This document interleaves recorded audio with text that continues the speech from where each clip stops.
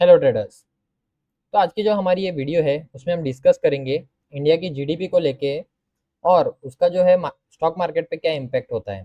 जैसे कि हमको पता है कि इंडिया जो है वर्ल्ड की फास्टेस्ट ग्रोइंग इकोनॉमी है, जो कि वॉर से पहले जब हमारी रैंकिंग थी वो फोर्थ रैंक पे आता था इंडिया, और अभी जो है वो शिफ्ट होके सिक्स रैंक पे चला गया है।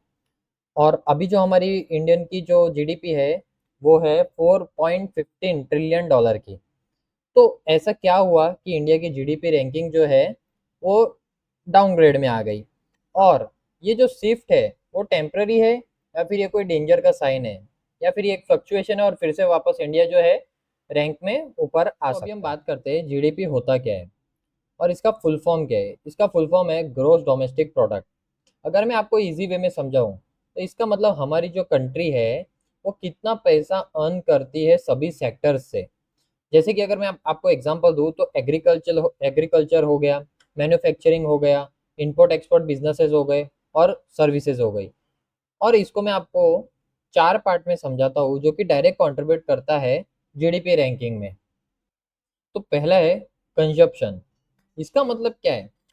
इसका मतलब ये है कि हमारे कंट्री में जो भी लोग हैं वो परचेस करते हैं, चाहे वो छोटे से छोटा ही प्रोडक्ट क्यों ना हो और चाहे वो बड़े से बड़ा ही क्यों ना हो, तो उसके में हम जो जीएसटी पे करते हैं, चाहे वो जैसे पेंसिल हो गया, रबर हो गया, और यहाँ से लेके अगर मैं आपको जाऊँ तो हमारे डेली यूसेज के जो हम लोग एफएमसीजी प्रोडक्ट जो हम लोग यूज़ करते हैं, और जो हमारे लाइफस्टाइल टीवी हो गया, इलेक्ट्रॉनिक्स जो भी हम चीज़ें यूज़ करते हैं उसमें हम लोग जीएसटी पे करते हैं, जो कि इनडायरेक्ट टैक्स में हमारे गवर्नमेंट के पास चला जाता है, जो कि डायरेक्ट कंट्रीब्यूट करता है हमारी जीडीपी ग्रोथ में।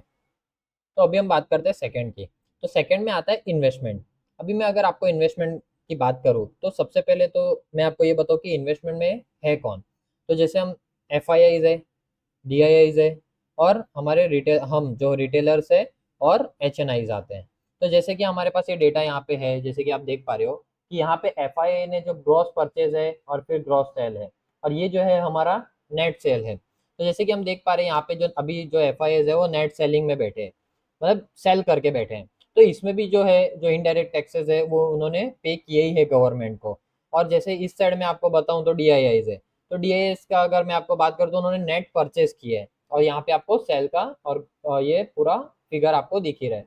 लेकिन इन लोग जो है नेट बायर्स है, यानी इन लोगों ने कहीं ना कहीं इकोनॉमी को सपोर्ट किया है, और इन्होंने भी टैक्सेस पे किए होंगे गवर्नमेंट को। और सेम एज अ रिटेलर्स और एच एन आई, जो भी हम लोग हर एक ऑर्डर पंच करते हैं वहाँ पे हमारा एस टी टी और जो हमारे जीएसटी लगते हैं और जो स्टैम्प ड्यूटी लगती है, एक्सचेंज फीस लगती है, वो सब हमारे इनडायरेक्ट टैक्सेस के रूप में हम लोग गवर्नमेंट को टैक्स दे रहे हैं। और वो जो है, तो ये जो इनडायरेक्ट टैक्स, अगर ये जो इनडायरेक्ट टैक्स पे कर रहे हैं गवर्नमेंट को, तो वो कहीं ना कहीं हमारे जीडीपी को सपोर्ट करता है।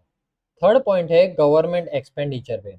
इसका मतलब क्या है? इसका मतलब ये है कि जो हमारी जो इकोनॉमी है जो कि 4.15 ट्रिलियन डॉलर की है, तो गवर्नमेंट कैसे हमारी इकोनॉमी को बूस्ट करने के लिए कैसे खर्चा करती है और कौन से सेक्टर्स पे कितना करती है, तो वो हम देखेंगे इस पॉइंट के अंदर।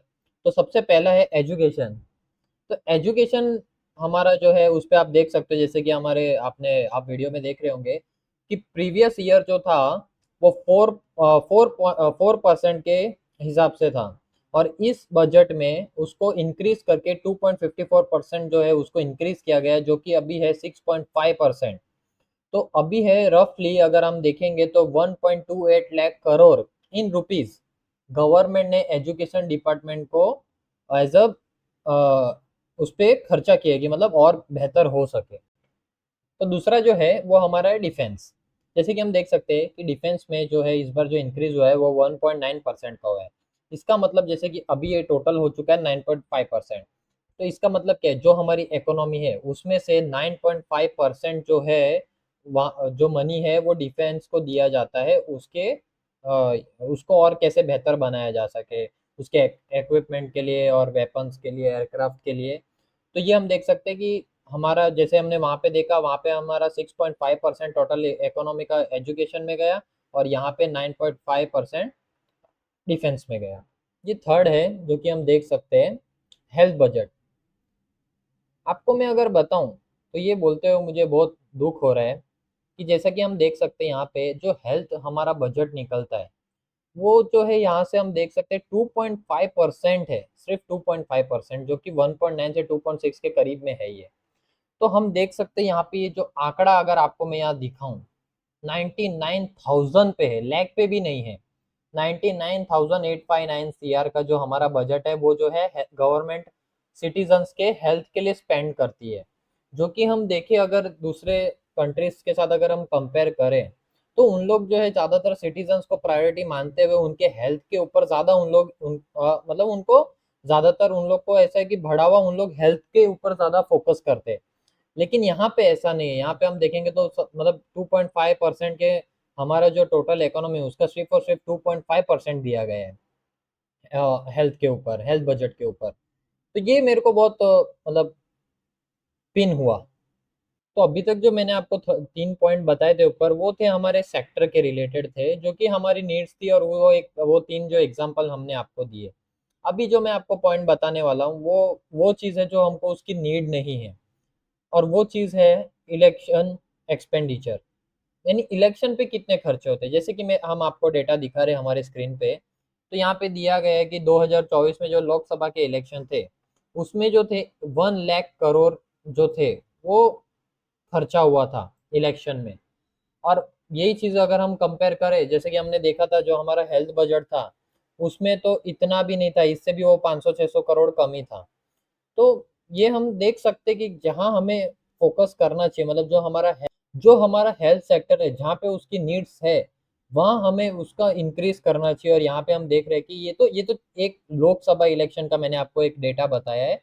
तो आप देख सकते हो कि इंडिया में जो है इलेक्शंस की कोई कमी नहीं है, वो चालू ही रहता है हर 1-2 साल में आता जाता रहता है। तो ये चीज़ बहुत जो है इतना बहुत हर्ट करता है। और जैसे कि हम देख सकते हैं यहाँ पे, अगर हम काउंट करें तो पर वोट जो है वो 1400 रुपीज उसका खर्चा आ रहा है, यानी पर वोट। और इसीलिए उसका जो हम लोग जो अप्रोक्सीमेटली लगाए तो 1 लाख CR आ रहा है। अब हम देख सकते हैं जो 1 लाख CR है वो भी हमारे ही टैक्सेस है जो हम पे कर रहे हैं, जो हम हमारी बेहतर, हमारी जो जो भी सेक्टर्स है वो कैसे बेहतर बने, जैसे हमें हमें हमारे हमारे पास जो फैसिलिटीज है वो कैसे ग्रो हो, हमें ज़्यादा से ज़्यादा फायदा मिले, हमें फ़ायदा मिले। जैसे कि हेल्थ एजुकेशन, हेल्थ में हो गया, एजुकेशन में हो गया, तो यहाँ पे इम्प्रूवमेंट होनी चाहिए। तो इसी के वजह से जो हमारे प्रधानमंत्री मोदी जी है, वो बिल लेके आए थे कि 1 नेशन 1 इलेक्शन, ताकि हमारे देश में जो इतने सारे इलेक्शंस को लेके जो इतने खर्चे हो रहे हैं उसको हम कम कर पाए, और 4 साल में सिर्फ एक इलेक्शन हो जिसमें अगर हमारे खर्चे हो रहे तो वो एक बार होंगे, और उसके बाद जो खर्चे है वो ना हो, जो कि वो बिल कैंसिल हो गया। तो अभी हमारा जो नेक्स्ट पॉइंट है वो है फ्री बीज एक्सपेंडिचर। जैसे कि हम देख सकते हैं, ये पूरा कंपेयर करेंगे तो ये पूरा डिफेंस बजट के साथ मैच हो रहा है, जो कि है 8.96 लाख करोड़। तो इसमें है ना, इसके फायदे और नुकसान दोनों हैं। जैसे कि अगर हम बात करें इंडिया में, तो बराबर है, गवर्नमेंट ने जो है अभी बहुत सारे ऐसे लोग हैं जिनकी अर्निंग जो है नहीं है और वो कैपेबल नहीं है, जो उन लोग अपने फूड भी उन लोग बेयर कर पाए। तो उसके लिए बहुत सही चीज़ है। जैसे हम लोग देखते हैं कि जो राशन कार्ड है, बिलो पॉवर्टी लाइन वालों को जो राशन कार्ड प्रोवाइड किया जाता है, क्योंकि हम देख सकते हैं राइस जो है जहाँ पे 11-12 रुपीज पर केजी है, वहाँ पे उनको 3 से 4 रुपए पर केजी मिलता है। तो उसमें क्या होता है कि लेकिन वहाँ पे भी हमारे यहाँ पे जो और भी है जो चतुर लोग, कि मतलब जिनको यहाँ पे ज़रूरत भी नहीं है, उन लोग भी ये जो है राशन कार्ड बनवा के उन लोग भी वही चीज़ ले लेते हैं सस्ते में, और वो भी उन लोग सेल कर देते हैं। तो इसमें ये जो एक पॉइंट है, इसमें ना फ़ायदा और नुकसान सब कुछ है। बहुत सारे लोगों को नीड भी होती है जिसके लिए गवर्नमेंट कर भी रही है, क्योंकि सिटीजन्स का तो देखने का हक पूरा गवर्नमेंट का है, और उसके वजह से ये सब स्कीम्स लेके आनी पड़ती है। जैसे कि हमने देखा था कि विडो के लिए जो है बैंक में पैसा जाते हैं, तो उसमें ये सब चीज़ जो है कुछ चीज़ अच्छी भी है, लेकिन उसका गलत इस्तेमाल भी किया जाता है। जैसे कि हम देख सकते हैं कि यहाँ पे स्टेट स्टेट बाय स्टेट जो है ये वेरी कर रहा है, जैसे 0.1% से 2.7% है, जो कि हर एक स्टेट के लिए अलग अलग वेरी करता है।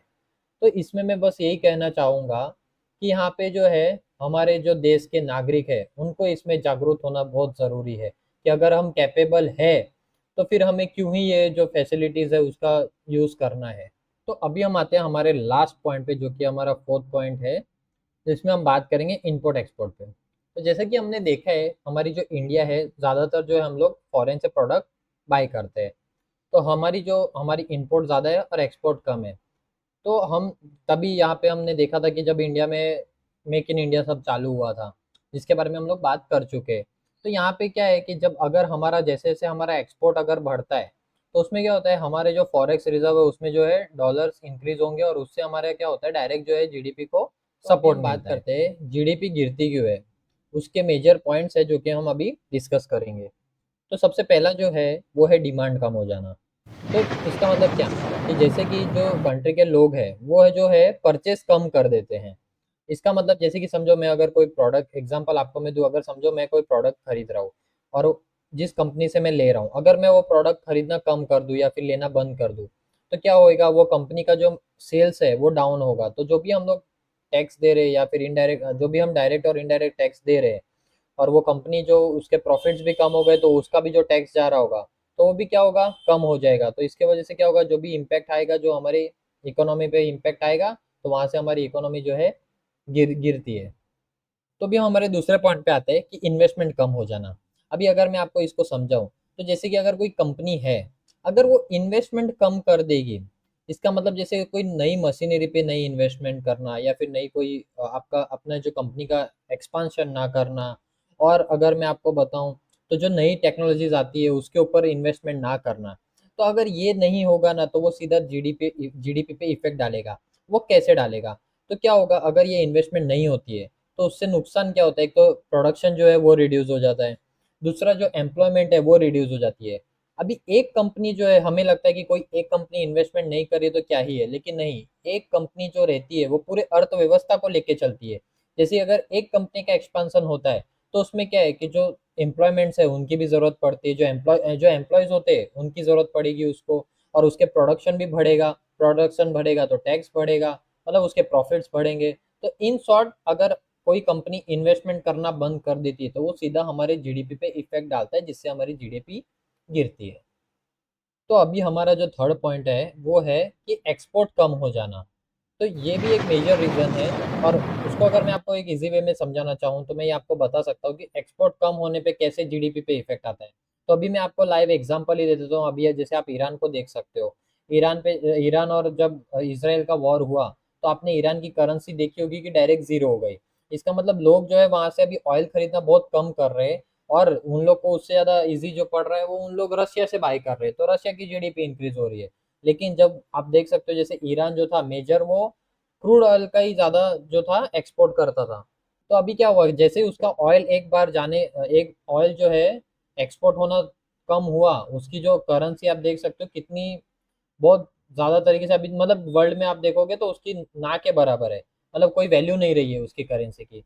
तो ये होता है, अगर एक्सपोर्ट हमारा कम हो जाता है तो डायरेक्ट वो जीडीपी पे असर डालता है। तो अभी आते हैं हम लोग फोर्थ पॉइंट पे, जो कि है रुपी डेप्रिसिएशन। जैसा कि हम लोग देख सकते हैं, अभी हमारा जो रुपी था वो 96 का है लगाया था, मतलब रुपी जो है कंटिन्यूसली गिर ही रहा था। अब जाके वो थोड़ा स्ट्रांग हुआ है, अभी 92.60 पे चल रहा है। तो अगर रुपी डेप्रिशिएट होता है, तो वो जो है डायरेक्ट हमारा जीडीपी पे असर डालता है। जैसे कि हमने अभी स्टार्टिंग में वीडियो में बात की कि जो हमारी जो इंडिया की जो जीडीपी है वो 4.15 ट्रिलियन डॉलर की है, ना कि रुपए की। तो अगर हमारा रुपी वीक होता जाएगा, तो हमारी वहाँ पे भी जो वैल्यू है वो ऑटोमेटिकली डाउन होती जाएगी।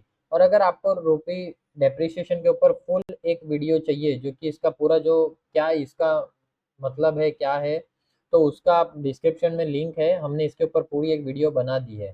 तो आप वहाँ पे जाके एक बार चेक कर सकते हो। तो अभी हम आते हैं वीडियो पे। तो अभी हम हमारे फोर्थ पॉइंट पे आते हैं, जो कि है इन्फ्लेशन। अभी इन्फ्लेशन कैसे इफेक्ट करता है, देखो। अभी अगर समझ लो महंगाई बढ़ती है, तो इसका मतलब क्या होता है, जो भी कंज्यूमर्स रहते हैं वो जो है परचेस कम कर देते हैं। मतलब जो उन लोग की जो रेगुलर जो हाउस होल्ड की जो उन लोग की चीज़ें है वो उन लोग कम खरीदने चालू कर देते हैं। और जैसे कंपनीज की अगर मैं आपको बात करूँ, तो कंपनीज जो रहेगी वो भी अपने इन्वेस्टमेंट जो है वो रोक देगी एक टाइम के लिए, क्योंकि उन लोग को जो रॉ मटेरियल उनके प्रोडक्ट के लिए मिलेगा वो भी उनको महंगा मिलने वाला है। तो उन लोग अपनी इन्वेस्टमेंट्स रोक देंगे, और फिर जो उनकी नई जो मशीनरीज जो उन लोग का होगा वो भी उन लोग रोक देंगे। और उन लोग क्या करेंगे, एम्प्लॉयज़ को निकालेंगे, क्योंकि उन लोग को भी अपने जो जहाँ पे उनके ज़्यादा खर्चे हो रहे वो उन लोग कम करेंगे। तो उन लोग एम्प्लॉयज़ को निकालना चालू कर देते हैं। तो ये सबसे क्या होता है, ओवरऑल जो है जैसे कंपनी जो है उनकी भी जो प्रॉफिट जो रहेगा उनका, वो भी कम होने लगता है, क्योंकि जो कंज्यूमर्स है वो भी वहाँ से प्रोडक्ट खरीदना उस टाइम पे कम कर देते हैं। तो ओवरऑल क्या रहता है, ये जो टैक्सेस जो हम गवर्नमेंट को पे कर रहे हैं वो ऑलरेडी रिड्यूस हो जाता है, तो वो डायरेक्ट हमारे जीडीपी पे इफेक्ट डालता है।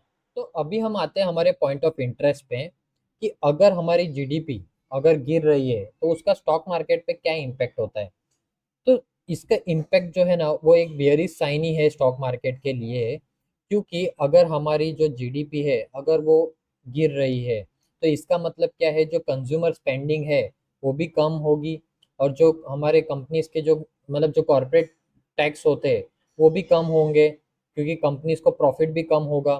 तो इससे क्या होता है, जो इन्वेस्टर होता है ना वो एक फियर में आ जाता है कि मुझे अभी इन्वेस्ट करना चाहिए कि नहीं करना चाहिए, या फिर वो एक जीडीपी स्टेबल होने के लिए वेट करता है। और जैसे इसमें क्या होता है कि जैसे एक तो कॉर्पोरेट जो अर्निंग होती है वो कम हो जाती है, क्योंकि कंपनीज जो कंपनीज होती है उनके जो प्रोडक्ट है वो कम सेल होना चालू हो जाते हैं। तो इससे क्या होता है, उनकी जो प्रॉफिट रहता है वो उनका डाउन हो जाता है, तो उससे जो स्टॉक की वैल्यूएशन होती है वो कम हो जाती है, तो इससे उसके जो प्राइस है वो गिर सकते हैं। तो इससे जो होता है ना, एक तो इन्वेस्टर का जो कॉन्फिडेंस है वो मार्केट से हट जाता है, कि उनको ऐसा लगता है कि अगर अगर अभी सब जो कंपनीज है अगर उनके प्रोडक्ट ही नहीं सेल हो रहे, वो जो प्रॉफिट वो सो ही नहीं कर पा रही, तो उस टाइम पे वो इन्वेस्ट वैसे भी नहीं करता है, क्योंकि उसको अपने पैसे को रिस्क पे नहीं डालना रहता है। और जो डिविडेंड्स के कंपनीज है वो वहाँ पे भी स्ट्रगल करते हैं, क्योंकि वो प्रॉफिट्स ही नहीं जनरेट कर पा रहे, तो वो वहाँ से कहाँ से डिविडेंड देने में भी क्या ही वो डिविडेंड देने में भी स्ट्रगल करेंगे। और इसमें जो सबसे ज़्यादा इम्पैक्ट वाला सेक्टर होता है ना, वो होता है रिटेल वाला, ट्रैवल वाला और ऑटोमोबाइल वाला। ये सेक्टर्स जो है, यहाँ पे जो कंज्यूमर स्पेंडिंग के ऊपर जो सेक्टर जो है डिपेंडेंट है, उनको ज़्यादा इफेक्ट पड़ता है। और जो जैसे सेक्टर्स है, जैसे पावर सेक्टर, जैसे यूटिलिटी सेक्टर्स है और हेल्थ केयर सेक्टर्स है, इनको ज़्यादा फर्क नहीं पड़ता है, क्योंकि ये तो वो नीड्स है जो कि करनी है तो वो करनी है, उसको हम लोग कम नहीं कर सकते। तो ये अभी हमारा हुआ स्टॉक मार्केट के इम्पैक्ट को लेके। तो ये हमारा आज का वीडियो था। आपको ये वीडियो कैसा लगा, आपको क्या इसके अंदर समझ में आया, आपको क्या नॉलेज मिली, ये हमें ज़रूर कमेंट में बताना। और अगर आपको ऐसे ही वीडियोस और चाहिए तो इस चैनल को सब्सक्राइब कर दो, लाइक करो, कमेंट करो, और हाँ, पिन बटन को ज़रूर दबाना ताकि आपको नोटिफिकेशन आते रहे हमारे जब भी नए वीडियो आए, तो आप अपडेट रहो। तो मिलते हैं। ये कोई पजल गेम नहीं है जिसे हम सॉल्व करें, ये एक सर्वाइवल गेम है, तो सेव योर कैपिटल।